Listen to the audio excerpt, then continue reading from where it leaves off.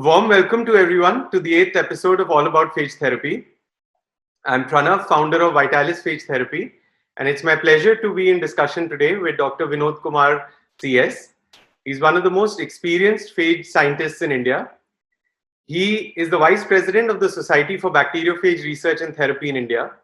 He works at the SS Institute of Medical Sciences and Research Center, where he holds two positions. He is the director of the Molecular Laboratory and a professor in the Department of Microbiology.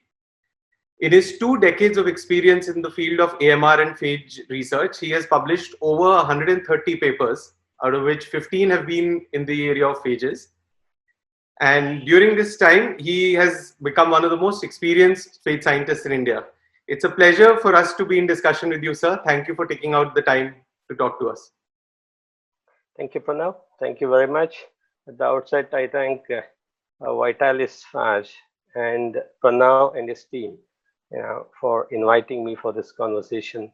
And I also thank all the viewers who has participated in this conversation, both nationally and internationally. Thank you, Pranav. Sir, I mentioned about your huge body of published work, more than 130 papers on antimicrobial resistance, 15 of which have been in the area of phages. It covers a lot of diverse topics and diverse applications. Can you talk to us about the areas of research in the context of phages which have been published? Pranav, it all started in year 2000, when I started doing my PhD. And the topic I selected was on the neonatal septicemia and the drug resistance pattern. And I started isolating a lot of bacteria which were drug resistant in 2001 and 2. And that's the time where there was the emergence of extended spectrum beta-lactamase mediated resistance among the gram-negative bacteria. And the drug of choice, and especially in the neonates or neonatal infection or in the sepsis, is the third generation cephalosporins. And all these third generation cephalosporins were resistant. That's the reason we call it as the extended spectrum beta-lactamase. That's where I started exploring what is the other alternative, and one of the alternative were the bacteriophage or the phages. And there were not much scientists who were working on bacteriophages that time. So we had a very tough time, as a team to work on the bacteriophages. So it took me, a 6 months to isolate a single bacteriophage. It was so tough, even my student, now they find it very difficult. And even we didn't have any center, who is to give a training for, the isolation of the bacteriophage. Whatever I isolate on the nutrient agar, these plots, I used to take it from my place to the Nimans at Bangalore, to get an electron microscopic study of it. Because that's the only mean to confirm that, yes, the virus I isolated was a bacteriophage. That's how it started. And I worked on a septicemic model, in the mouse. Later, I shifted over to the meningitis model. We got a very excellent findings, which we could able to publish way back in 2004. And then I started working, because in 2007, if I'm not wrong, Dr. Sanjay Chibbar and his team started working on this in Punjab University. And they have developed a burn wound model, the wound model. So I just copied from them all the protocol. I started working on the wound model, and specifically with the burn. And I worked on meningitis, as I said, a burn wound model, and the urinary tract infection model. So they were all related to a drug resistance, antimicrobial drug resistance. Later, there were a lot of regulatory restrictions, because you might have read a lot of articles stating that whether phage is safe to use. And I shifted over to use a bacteriophage as a disinfectant.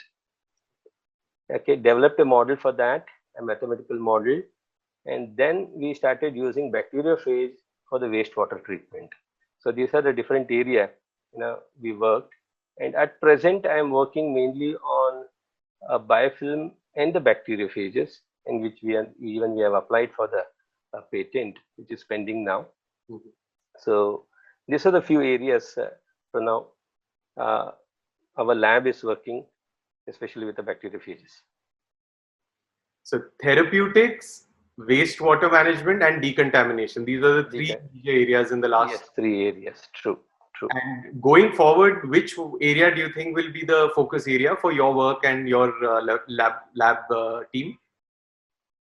Uh, it's it is very difficult to answer this question because the main area is therapeutic. Hmm. Bacteriophage had a good future way back in 120 years ago. Okay, because of the antibiotics and the politics, it didn't find the limelight. But antimicrobial resistance has opened up a second window for the bacteriophage. This is a time where we need to encash this and start working on the basics biology of the bacteriophage. And I think now a lot of people are working on the bacteriophage for now. Yeah. But in India, the issue is the youngsters, they do only for PhD, but they don't pursue it because we don't have a specific center, which can just concentrate only on the phage. You know, just for the doctorate or postdoctorate, many scientists are working on it. And once they complete the doctorate, they're stopping it. Hmm. Now, this is the main the problem in India regarding the phages. And I personally feel because of a lot of issues with the regulatory, using bacteriophage as a decontaminant or for the wastewater, you know, will be the key because the issue is with the in vivo and in vitro, Hmm. Hmm. then the problem is with the regulatory bodies. Because if you're using for a wastewater treatment, it is not an issue. Yeah. And there are a lot of issues because I keep telling, in the World Congress I was discussing, even whatever the drinking water, the potable water, what we have, it also contains E. coli now, and it contains the drug resistance bacteria. Hmm. Earlier, drug resistance bacteria were confined only to the hospitals. So we used to call it as a hospital acquired infection.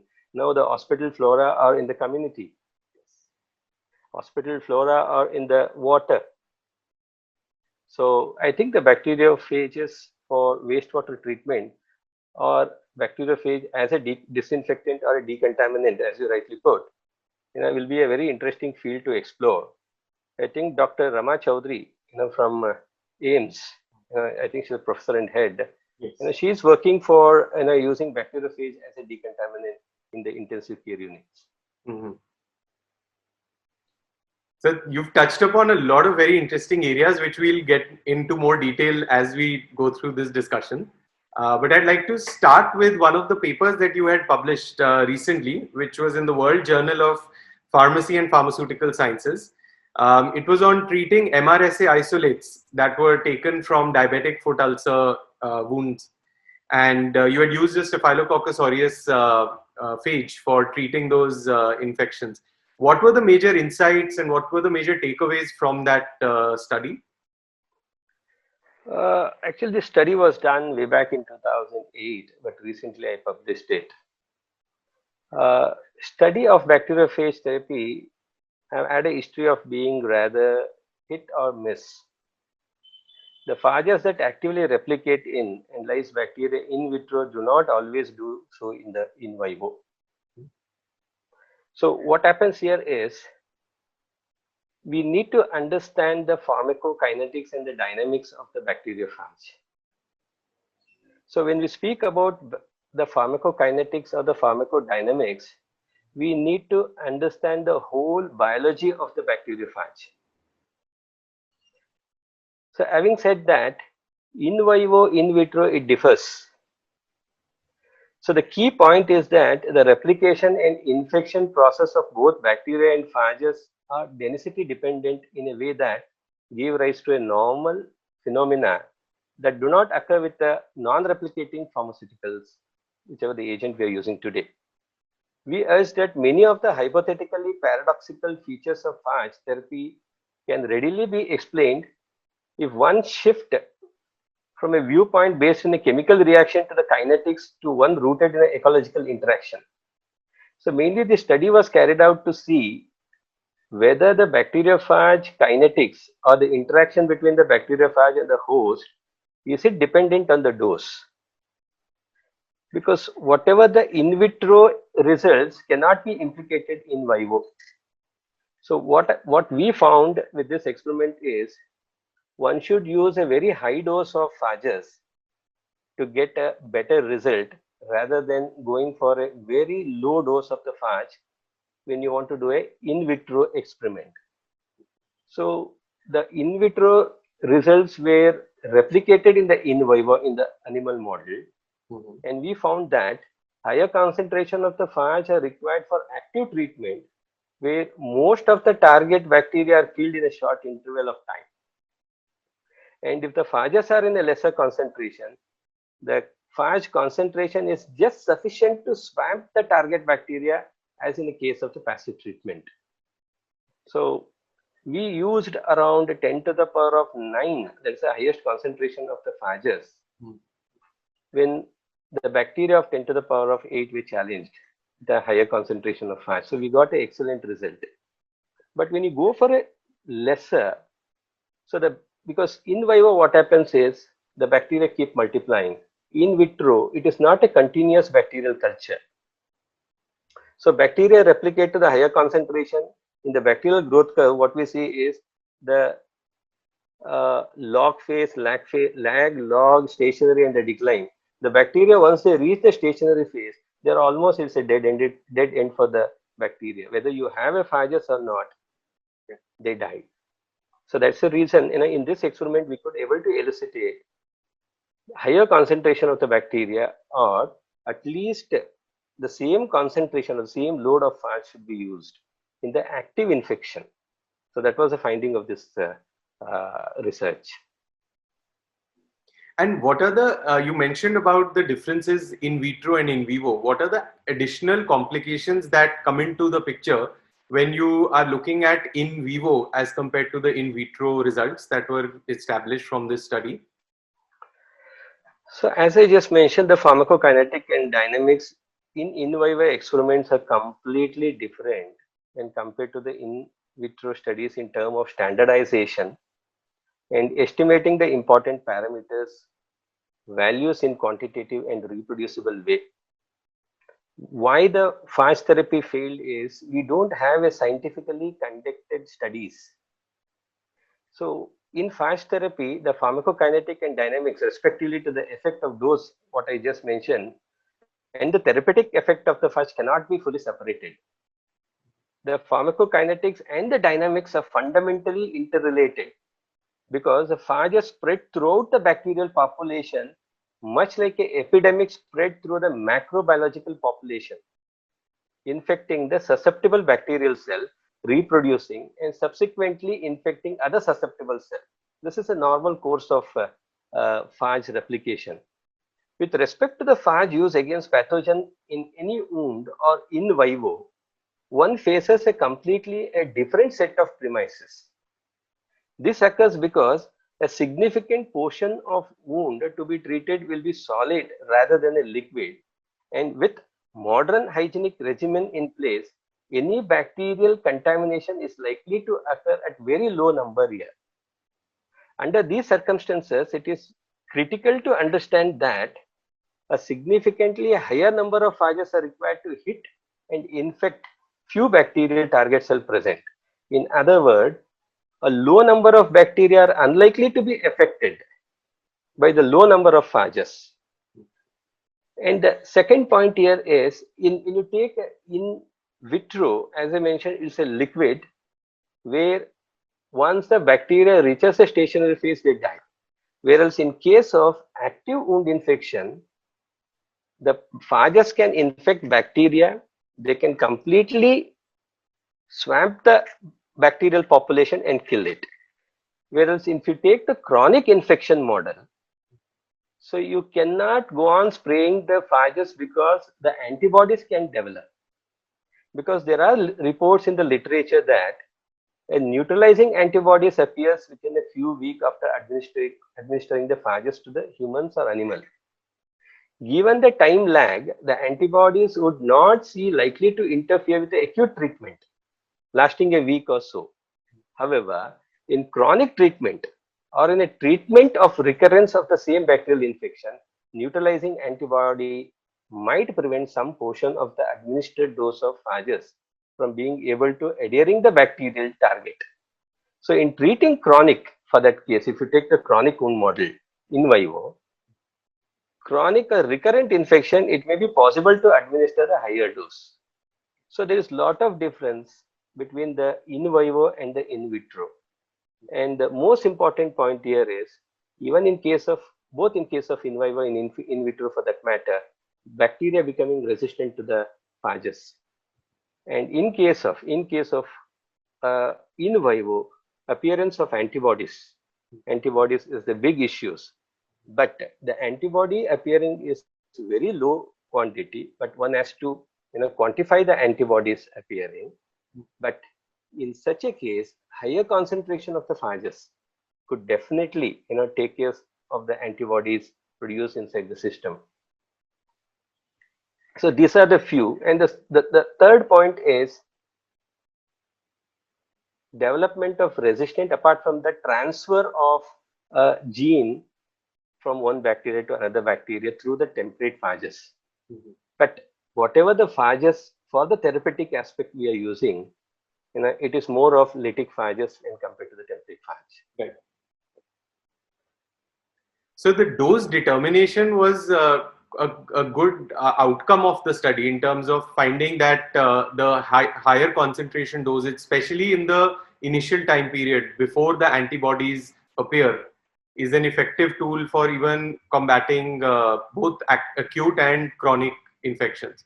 Rightly. Now, because not much literature, not much studies have been done on this. Usually what we do is, or any scientist in the literature we see, is they take a higher load or lower dose. But the reproducibility is the issue. Taking the same data, I cannot perform the same result. So we tried with a different concentration. It is over a period of 20 years.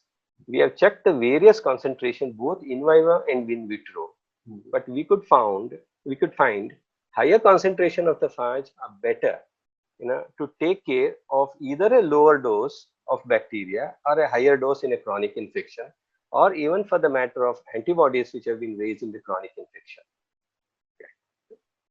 Yes, those are some very, very insightful outcomes, takeaways from that study.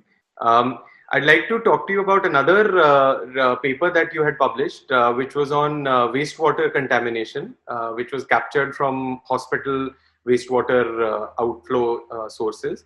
And you had found many drug-resistant bacteria like E. coli, Klebsiella, Pseudomonas, Enterococcus, even Acinetobacter species were found in those. And you had compared the results in that study of treating that wastewater with chlorine versus treating those with phages. What were the insights that came out from that particular study? Actually, this idea of using phage for treatment of wastewater generated when I was doing my second PhD at St. John's Medical College. So one of my fellow doctorate research scholar, he was working on isolation of drug resistant bacteria from the sewage. So in his PhD, he found a lot of bacteria in the sewage that drug resistance, and even he has done documented the mechanism of the drug resistance.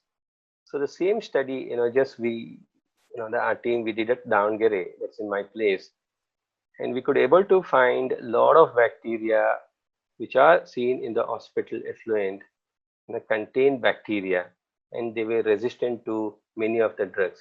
So when we did even the gene typing of this, the mechanism documented where extended spectrum beta-lactamase or high-level aminoglycosides resistance, or even meropenem resistant or the carbapenem resistance bacteria. In normal STP, what they do is, they disinfect at the tertiary level using a 4 ppm of hypochlorite or the chlorine. And the chlorine has a disadvantage because there are a good number of literature, it's a carcinogenic, first point. Second point, but anyway, it's a hospital effluent treatment. It get easily oxidized because you need a constant contact with the chlorine. And now the bacteria are also resistant to, the chlorine. So we just thought, because I wanted to try the bacteriophages on humans, but the regulatory authorities won't give permission for that. So we just thought, is it possible to use a phage for this? So we isolated the different bacteria from the hospital effluent, and we could able to isolate even the phages for them.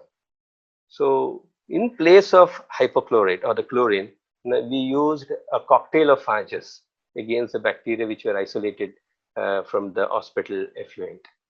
And for our surprise, we could able to see within a short duration, you know, almost all bacteria were decontaminated there. They were removed. And second point is, you need not add a bacteriophage continuously, because whenever there is a host, the bacteriophage concentration increases. Okay, so in the sense, if you take a 500 ml of uh, the hospital effluent, you have a bacteria, you had a bacteriophage in there. So you can keep adding the effluent. You need not add a bacteriophage here, because the bacteriophage keep increasing its titer. Right. So at the end of the experiment, we could able to demonstrate. We added around 10 to the power of 7 to 9. At the end of the experiment, we had around 10 to the power of 38 PFU per ml. So you need not add a fresh bacteriophage, for the treatment of wastewater. You just pass through the the water which have been treated secondarily. So it is a very encouraging result. I'm in touch with a lot of STP manufacturers, to instill, a tank where you can add the bacteriophage, before passing it through the hypochlorite or the chlorine for that matter. We had to see that, but it was a very interesting article. And given that there wouldn't be much of a regulatory hurdle in this particular application, it's True. something which can be adopted quite quickly. Sure, true. Rightly said. It is easy because we need not need any regulatory permission for that. But again, the question raised is drug resistance transfer or a toxin gene transfer from one bacteria to other bacteria. So this question people keep asking. But we have a technology where you can do the complete sequence of the bacteriophage to see whether it carries any gene which codes for toxins. True, very much true. It can be easily adapted for the wastewater treatment. And it can also be overcome by only using the lytic phages, not the temperate phages. True. The lytic phages, yes, because nobody uses the temperate phages for that. Right. It is a lytic phages. Right. In terms of you mentioned, you touched upon the impact of using chlorine and the fact that it's carcinogenic. Ultimately, the ecological cycle is that the wastewater ultimately does go into the ground and then gets True. mixed with the water table, and then comes back into circulation and gets used either for irrigation or for human use, and we end up consuming those strains of antimicrobial resistant bacteria. We get exposed to it one way or the other.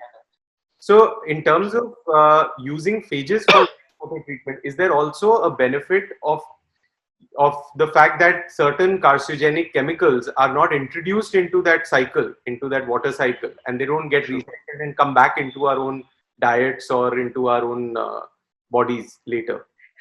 True. I totally agree with you. That's the advantage of using phages in place of the chlorine. There are good number of literature. You just browse it, you get hundreds of literature which suggests that chlorine is a carcinogenic. So definitely we can use, and it is in the nature. Phages are in the nature. There are for every bacteria, for every strain of the bacteria, there are phages. Only thing, we need to isolate the phages from the right area. What do you think, sir, of the role of using phages as a hospital decontaminant? Because the problem of antimicrobial resistant, antibiotic resistant bacteria, especially in hospitals, on ventilator surfaces, on catheters, those kind of things is really increasing, and it's becoming a burden where potentially certain kind of surgical interventions are now becoming more and more risky simply because of the risk that you might end up acquiring a hospital acquired antimicrobial resistant infection. So what about the role, what do you think of the role of phages in a hospital decontaminant? And do you think that that would be easier to adopt, again, given the fact that the regulatory issues may not be so high for that? Right, I totally agree with you. In 2010, our team we started working uh, to use bacteriophage as a biodisinfectant. Yeah? Because usually you might have heard about disinfectant. There are many of them are the chemicals. We coined the term as a biodisinfectant. Even this paper is published in one of the journal. The main reason is not only with the antibiotics, microorganism presents a wide range of resistance to chemicals also, chemicals and the enzymatic disinfectants. And no single disinfectant is effective in all situations. This is very, very important point.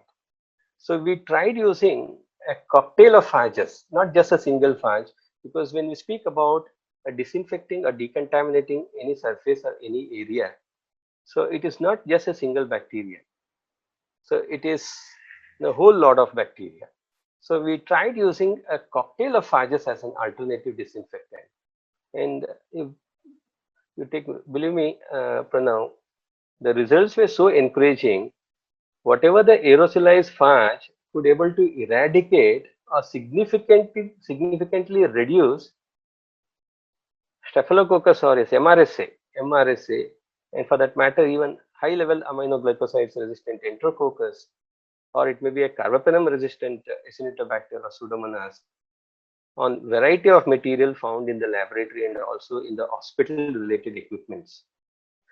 Apart from that, the bacteriophage were shown to retain full activity under the condition that mimic the hospital environment, that too in the presence of non-ionic detergents, hard water or organic matter.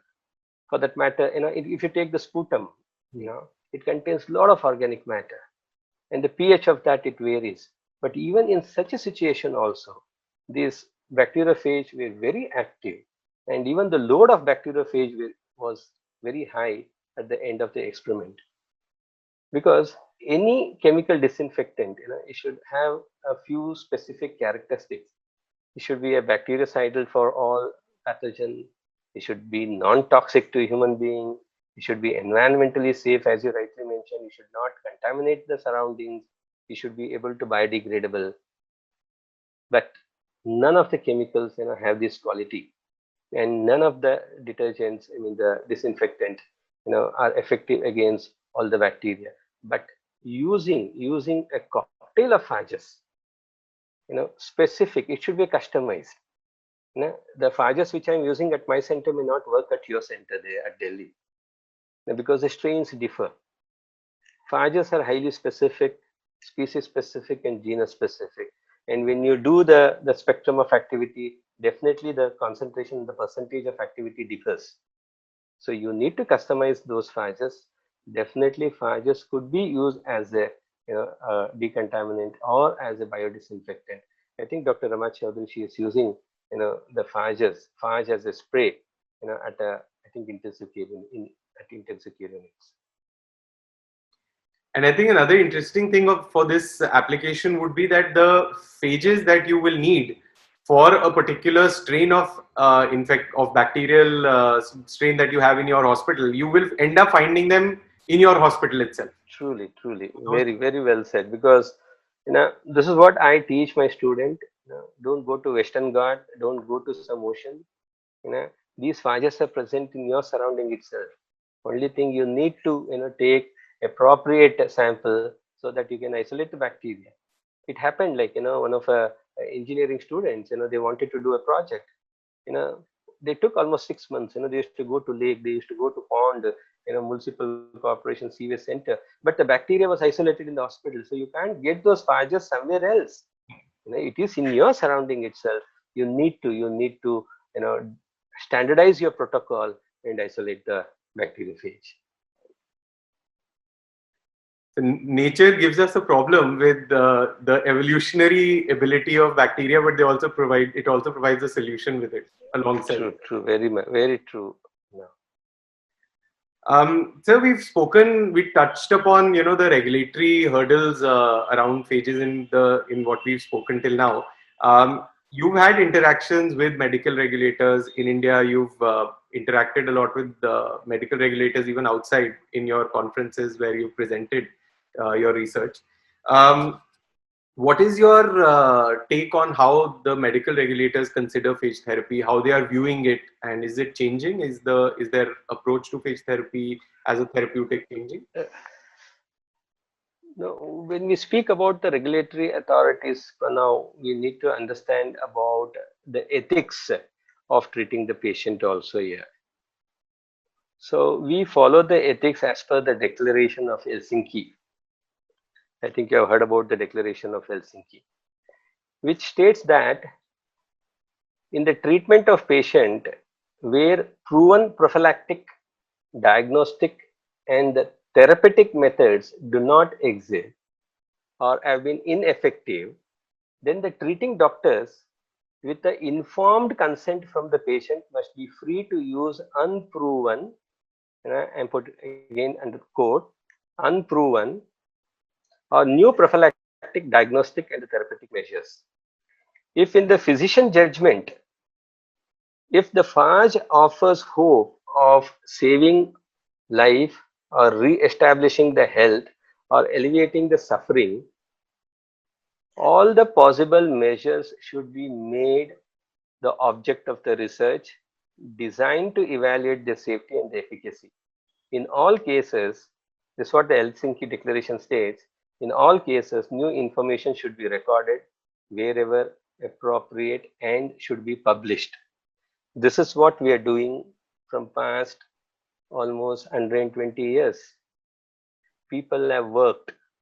They have good evidence to prove that phages are effective. And when you don't have an alternative antibiotics, definitely one can go for a phage. That's what the regulatory they say that in case because it's not there's no need for to go for a DCGI for that matter. Yes, I'm going to use my phage. If the treating physician feels that yes, this is a condition where the patient is infected with the completely or extremely or extensively drug resistant bacteria, so definitely he can seek the use of phages. But a two registered MBBS doctor should certify that there are no alternative, so one can use the phage. So definitely phage could be utilized, but we need to intimate the DCJ for that. But all the findings should be recorded, and this is the spirit of Helsinki Declaration. And they are with the open arm, even the DCJ, they are asking us to come with the protocol, established protocols, and even ICMR, is very eager to pursue this, so that the phage could be used. Maybe a clinical trials can be done, and it can be used on patient. That's good to hear, sir. It's positive that regulatory bodies are becoming more open to looking at solutions for this problem, because the problem is global, the problem is all pervasive, and the problem is one which is exponentially growing. And we are all in the midst of a pandemic, so it shows the burden of having a outbreak of a microorganism to which we don't have a solution. I mean, this time it's a viral pandemic, but antibiotic resistant infections present a similar danger. And it's good that regulatory bodies are exploring. Yes, last week we had a session with Dr. Jean-Paul Pirne from Belgium, and he was talking about magistral phage as a regulatory model. So maybe there can be other ways of regulating phages as well, and not just one way of doing it via randomized clinical trials. Definitely. Now, just to add a point to that for now, even in 1998, the WHO has come out with a book which mentioned about resistance to antibiotics and other antimicrobial agent, which they recognize that the drug resistance is, as you rightly call, it's a pandemic situation, where they offer to look for the other alternative or the novel agent or the technology. Now, this all happened because in late 1960 or even in late early 1970, the success of antimicrobial medicine created the illusion that infection disease has been defeated. But since that time, the bacterial infection have made a worrying comeback. Now, hardly few antibiotics are left to treat the extensive drug resistance bacteria. So this is where even WHO is supporting to look for other alternative, specifically the bacteriophages. And that actually takes me to the next question, because it makes the body that you are a vice president of, which is the Society for Bacteriophage Research and Therapy in India, it makes bodies like these very, very critical. And I want to ask you if such an organization can play the bridging role between the phage scientists and phage researchers who are developing the knowledge of how phages can work, who are developing the models, the dose, as you spoke about your MRSA study, which is a dose Dependent. so, as can the organization like SBRT be a bridging role between the phage researchers and the medical community, like the doctors and the regulators? And is that a role that you can foresee for SBRT in India? No, definitely, because the main aim or the view of the Indian Society of Bacteriophage, is mainly to support the phage research in India. So this all happened in 2015, when we had an international conference at Varanasi. The like-minded scientists, we sat together and we thought, because we never knew, I never knew, because as I said, I may be the first Indian to work on the Phage. I never knew that so many students are working, or so many research scholars are working on Phages. So it all started there. So we thought, like, yes, we'll go ahead with this. The main idea is to support. The second idea was, to provide the pure bacteriophages to the people who wants to work. Because I have a collection of phages where whoever is interested, with a right permission, through a proper channel, they can definitely take the bacteriophage to the center and they work on it. Similarly, there are people who are working on mycobacterium, Dr. Sanjay Chibber, Dr. Gopal Nath, Dr. Urmi, Dr. Taruna. A lot of people are working. In the south, Dr. Ramesh is working. There are good number of scientists, and at the same time, there are lot of students who are doing PhD also. So the main idea is to provide all the basic facilities and to facilitate the permission from the regulatory authorities, and also to train the youngsters how to isolate and how to do in vitro and in vivo experiment. Along with that, we are trying to educate the doctors also about how best the phage could be used in a case where the antibiotics are not available. Now I'll give a situation here. In the burn case, where the 60% burn, which is completely colonized with the Pseudomonas or with the Acinetobacter, when you don't have any other alternative, definitely on a topical application, you can use a bacteriophage. If not, you inject systemically. Now, because all these antibodies question arise only when you inject it, well, superficially you can definitely use. Now, apart from the wastewater treatment, definitely you can use even on superficial basis for the wound infections. So on that basis, we are continuously conducting workshops, seminars, and the conferences, so that even the students should feel confident. Yes, we have a the scope in future. And under the leadership of Sanjay Chibber and Gopal Nath, we have conducted good number of conferences and workshops. And even we are planning to coming out with a journal. It has been handed over to Dr. Ramesh, Dr. Urmi, and Taruna. I think you may be familiar with them. They are also the very young scientists who are working on phages, and they have been made an editor, so that the information could go on, so that the university, because a lot of students, I'll tell you, every university, one or other microbiologists, they are working on phages now.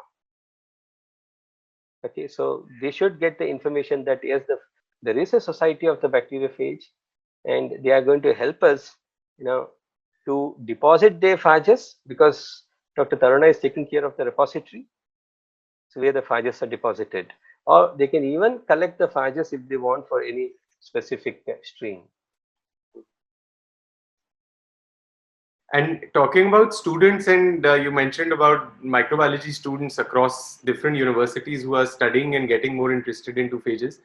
Do you see that happening in your department as well, in your department of microbiology, that more and more students are getting interested into studying phages? A lot of students are getting interested, because ICMR, yes, yes, ICMR, funds for short-term student research. So it's a 2 months, research course. So a lot of student, they take up, they isolate drug-resistant bacteria, they isolate the phage, they study and do the animal model also. Not only at our center, even from a lot of students from the dental side, they come with all, the bacteria, dental bacteria, anaerobic bacteria also, for the dental caries, and they isolate. The good number of students, as I said, it was way back in 2000, it was a different scenario, but now, almost every university, every medical college, people are working on the phages. There In are my center, yeah, in my center, you ask, yes, we are doing a lot of research. Mainly, it's on the drug resistance. It may be a gram positive or gram negative. When I speak gram negative, majority of the non-fermenters, the Acinetobacter and the Pseudomonas, I'm working. And at the same time, I'm working on the biofilm. Okay, because endotracheal tube, the biofilm formation that prevents the antibiotic, even though the bacteria is sensitive, so it prevents the entry of the antibiotics. So, I had a project from a university which funded for that. We could able to isolate phages which can degrade the biofilm so that antibiotics can easily, enter and kill the bacteria. Because when I started the bacteriophage, it was only the bacteriophage, and after 5 6 years of research, then it became a cocktail of phages.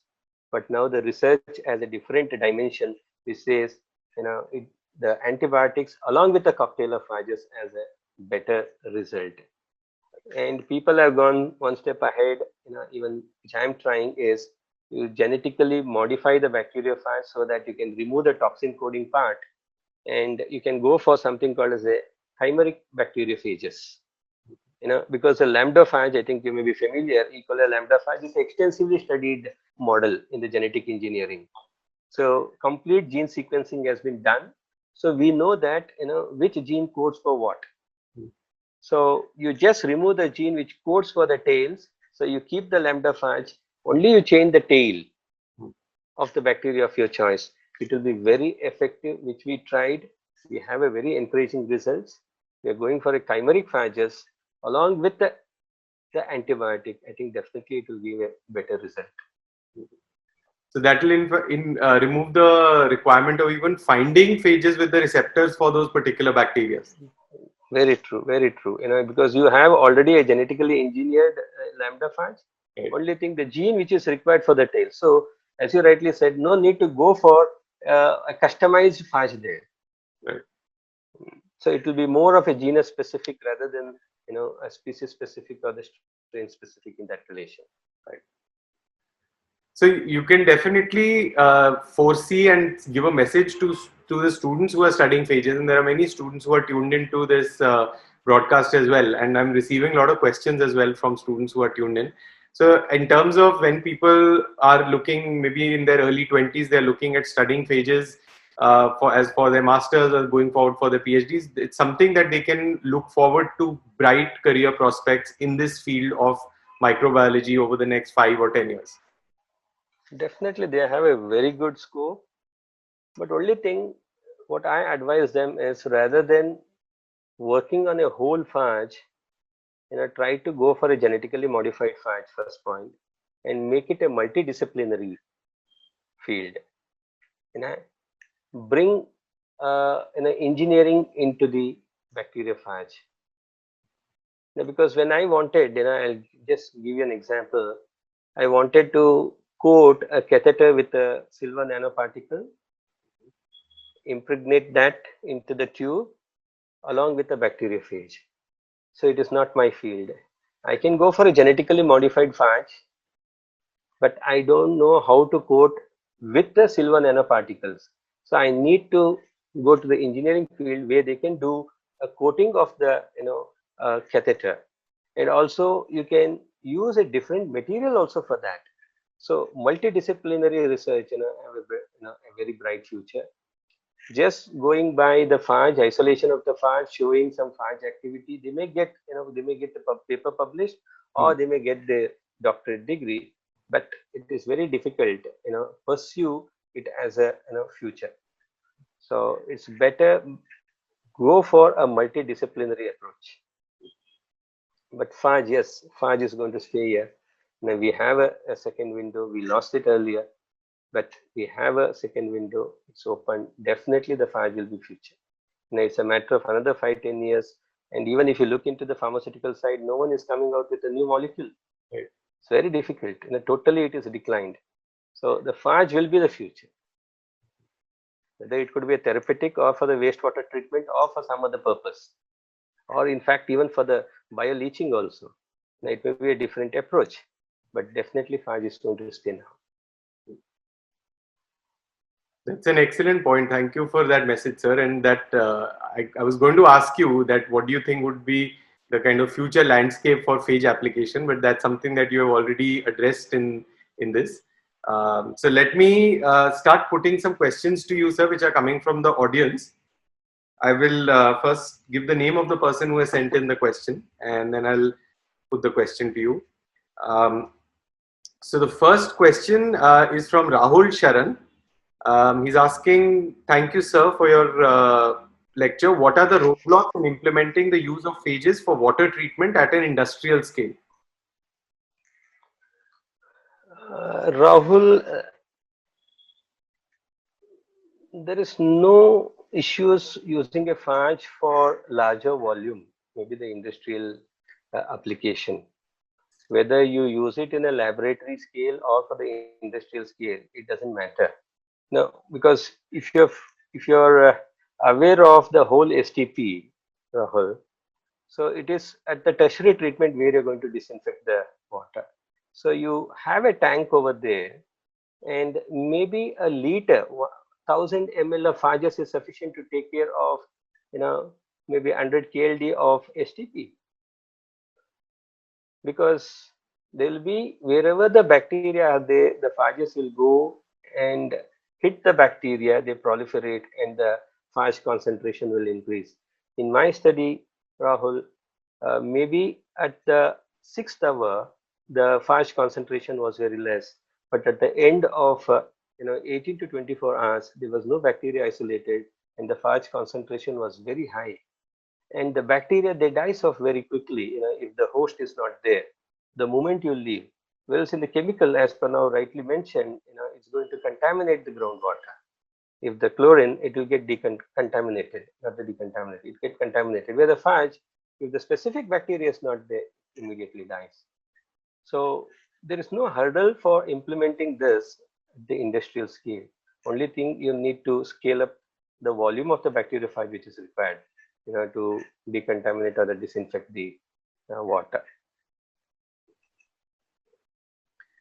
We have actually quite a few questions about using phages for water treatment. So there's a question from Ans Weaver who's asking, can phages replace chlorine in treating swimming pool water as well?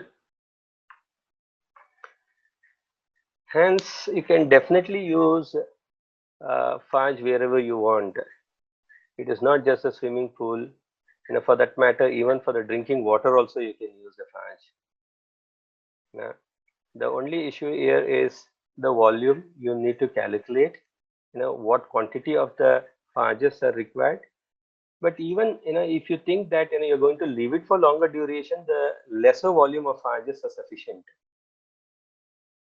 So there's no issue. There's no issue.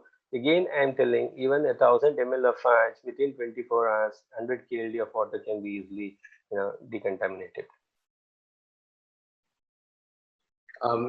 The next question is from Atif Khan. He is doing phage research in Bombay. He also has a question about using phages in water treatment. So he's asking, how do I substitute chlorine with bacteriophages in a cooling water system, which is using chlorine as a disinfectant for continuously flowing natural water? That's the first part of the question. Second question is it possible that phages can become resistant to chlorine like bacteria does? Don't use chlorine, because even in the presence of chlorine in my study, I think I've clearly highlighted, even in presence of chlorine, phage survived. The phage activity was not nullified there. And the chlorine has no impact on the phages. And at the same time, when I tried combining silver nanoparticle with the phage and the bacteria, silver nanoparticle has an effect on bacteria, but not on the bacteriophage. Okay, because there are a lot of a water purifier which also comes with a silver nanoparticle coated. So definitely it will not have any impact. Neither the chlorine nor the any other antimicrobial agent has an impact on the bacteriophages. And when it comes to the temperature, in my study, I have tried, although bacteriophages which were isolated, they had a susceptibility.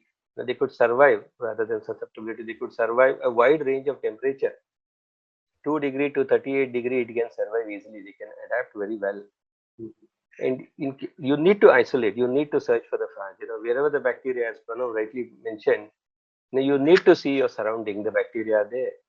I mean, the bacteriophages are there.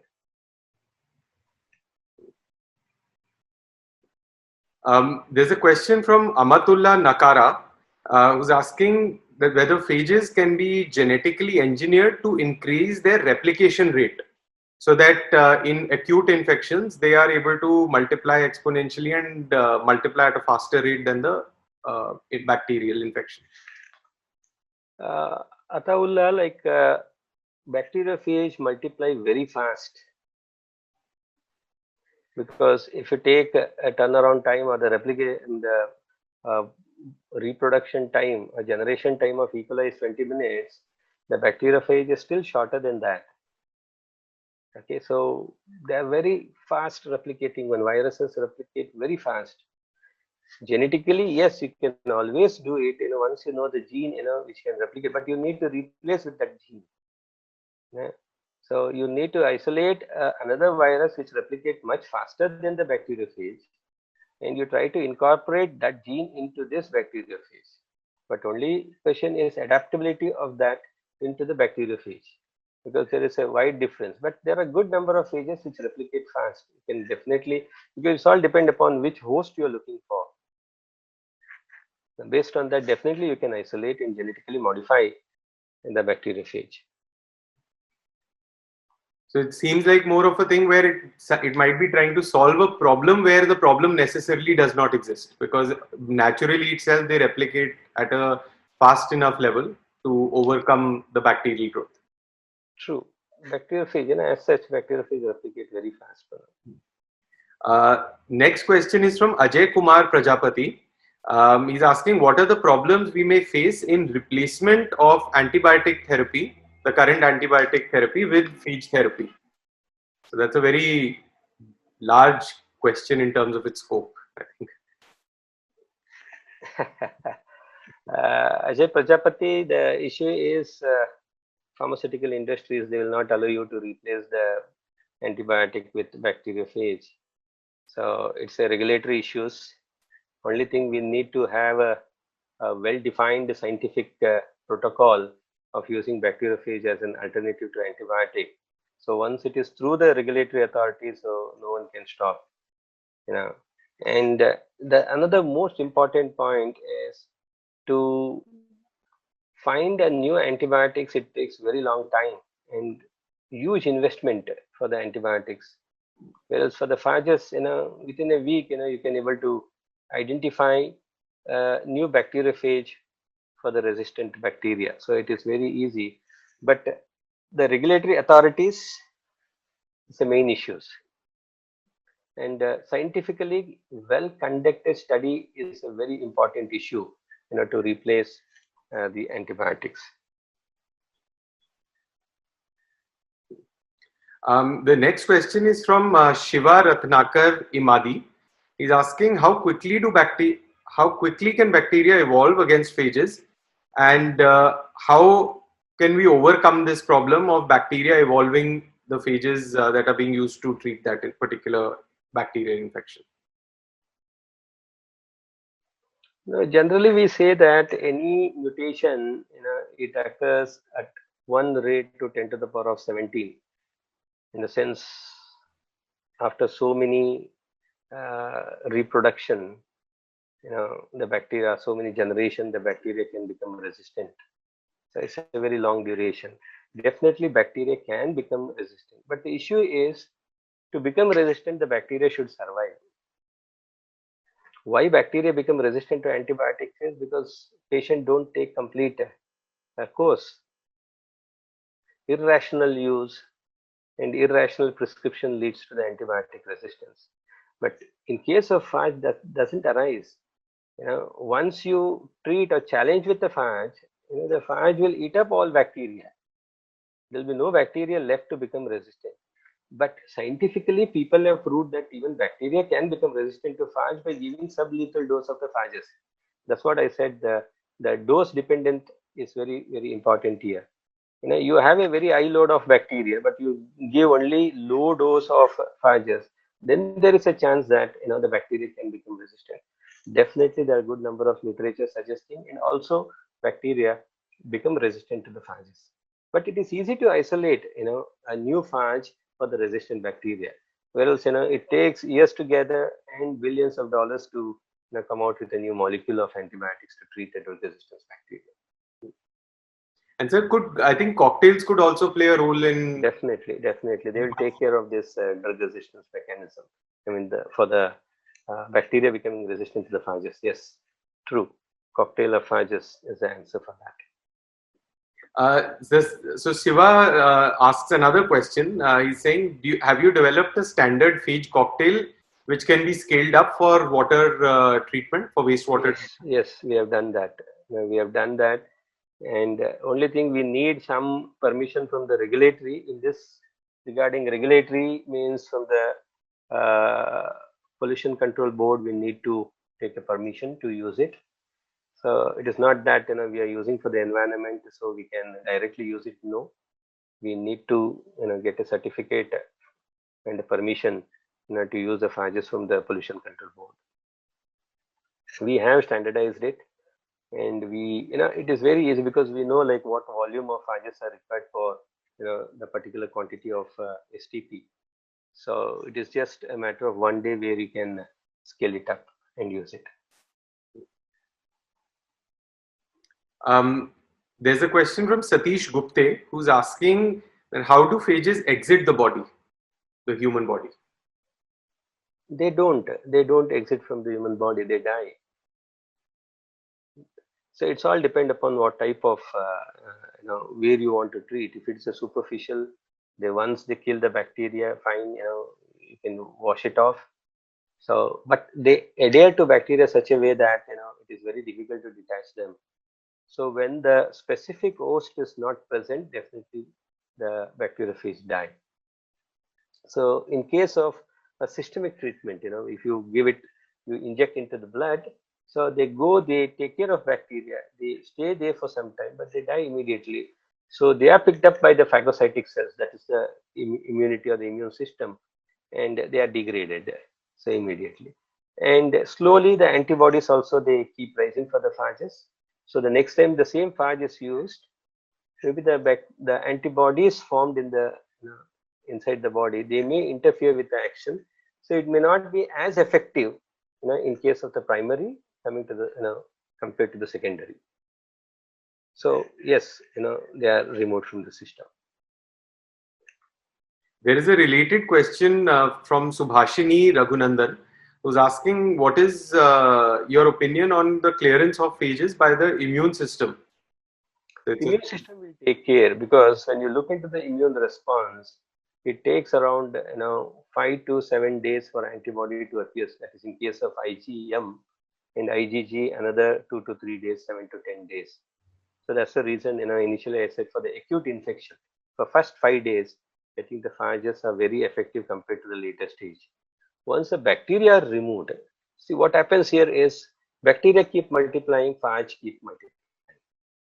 If there are 10, hypothetically, as per mathematical model, if you go, if there are 10 bacteria, it in fact, you have around, 10 to the power of 3 to 4 bacteriophages. More number of bacteria, more number of phages. So it keeps multiplying.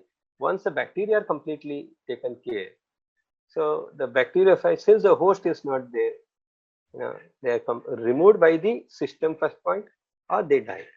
So once they die, they are removed by the system. They clear from the system. Rahul Sharan has sent a follow-up question. He's asking that if the hospital sewage wastewater already contains the phages for those particular bacteria which are being found in the wastewater, then why are those phages not able to completely eliminate that bacterial population? And is there a critical concentration above which the phages become effective in eliminating the population, the bacterial population completely? Yeah, very true, very true. I think he answered this question. Now, yes, bacteriophages are present in the nature. As rightly said, bacteriophages are present in the same vicinity where the bacteria are present. But it is a concentration which is matter here. You have to hit with a higher concentration of the phage, or else the phages are present. They may not come in constant touch with the host here. So that is the reason. The hit and miss case this is. So in case if the bacteria colony, they are infected with the bacteriophage, they are taken care of. If they are not in contact with the bacteriophage, then they proliferate and the bacterial concentration increases and they contaminate, they pollute the system. There's a question from Raghav Mehta who's asking, using a chimeric phage would make personalized medicine easier and cheaper, but is using a genetically modified for human therapy a viable option? And would the phage, because the phage might mutate in an unpredictable way? The chimeric phage, as I said, I'm using, in fact, it's a lambda phage which has been extensively studied. The whole genome sequencing has been done and it has been annotated. So we know that, what gene codes for what. So the only portion you are going to interfere is with the tail. That's a fiber. So the whole rest of the part are safe. So there's no question of a lambda phage becoming a rogue. Unknown phage where the whole genome sequencing is not done, where we don't know what exactly it codes, then there is a chance that they may code for a toxin. But as you rightly said, we are looking at the lytic phage. So that question doesn't arise. There's a question from Claire Andrews. She's saying the AMR Industry Alliance, which is made up of some of the biggest pharma companies in the world, have recently announced the AMR Action Fund and committed a total of $1 billion to try to overcome the crisis of antibiotic resistance. How can SBRT and phage researchers in India use this opportunity to promote the acceptance and development of phages in India as well as in other countries of the world? It's a new information for me. Actually, I was unaware. If such any pharma group or the consortium, coming forward to, invest on the research, from the society, we wholeheartedly we will accept it. Definitely, we will try to help the researchers to get the fund and do the research, and even we will look forward for that also, because we need big players to take more responsibility and fund for such research, especially in India. Lot of researchers are working, but they don't have proper funding. Maybe even the university should come up with a separate branch.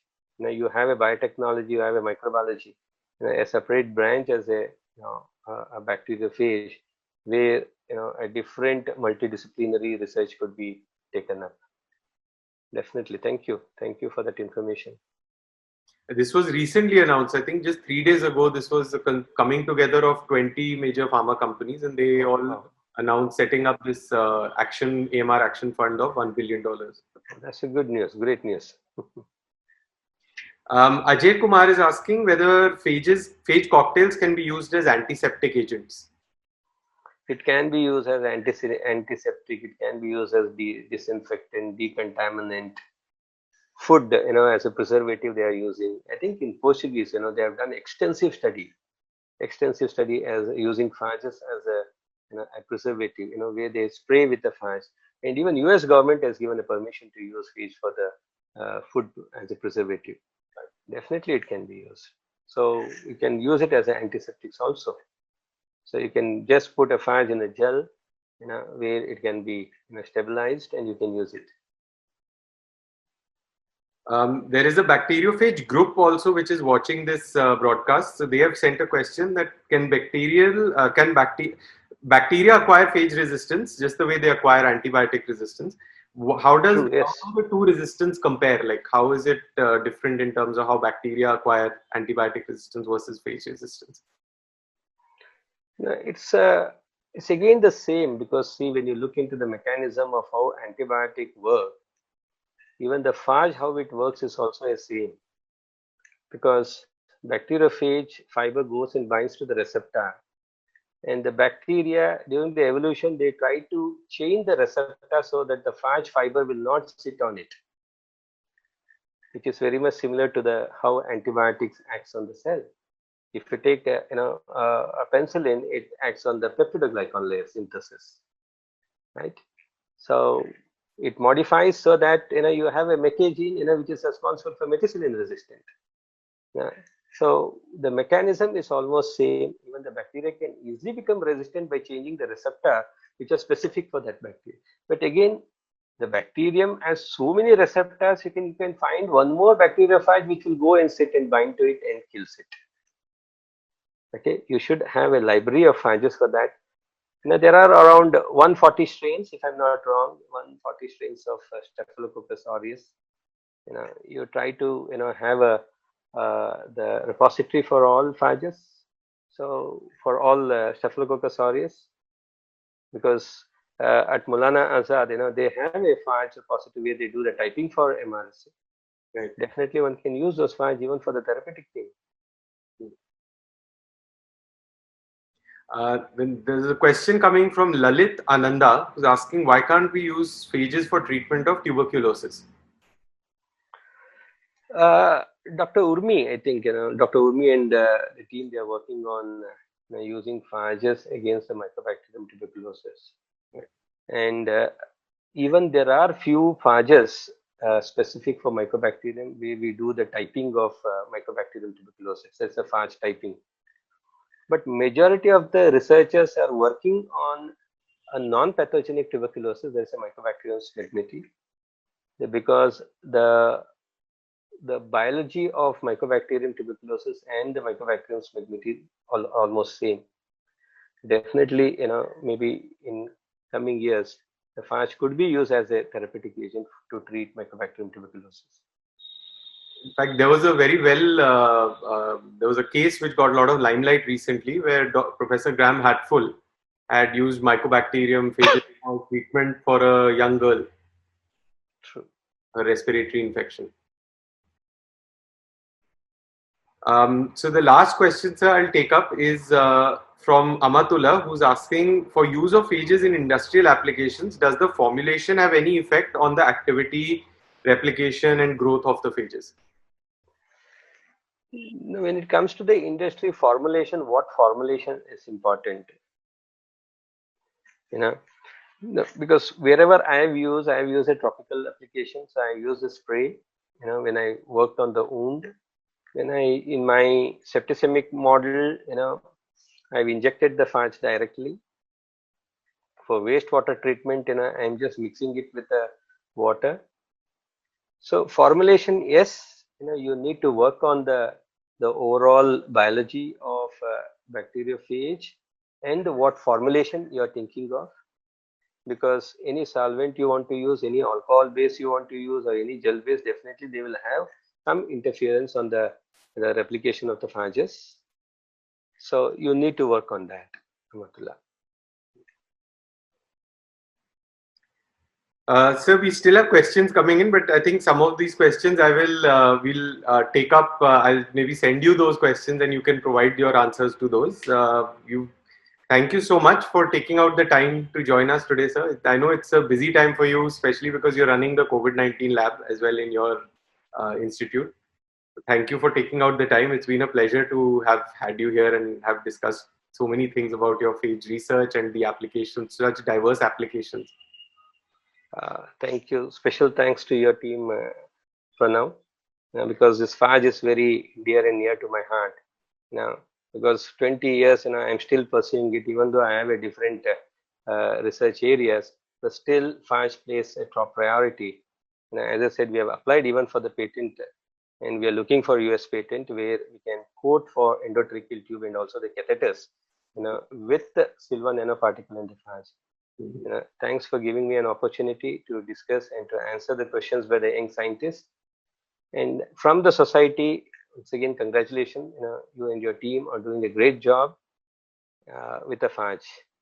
So I sincerely thank you, and at the same time request all the young scientists and the researchers keep working on the Phages, because when I started, there were hardly few.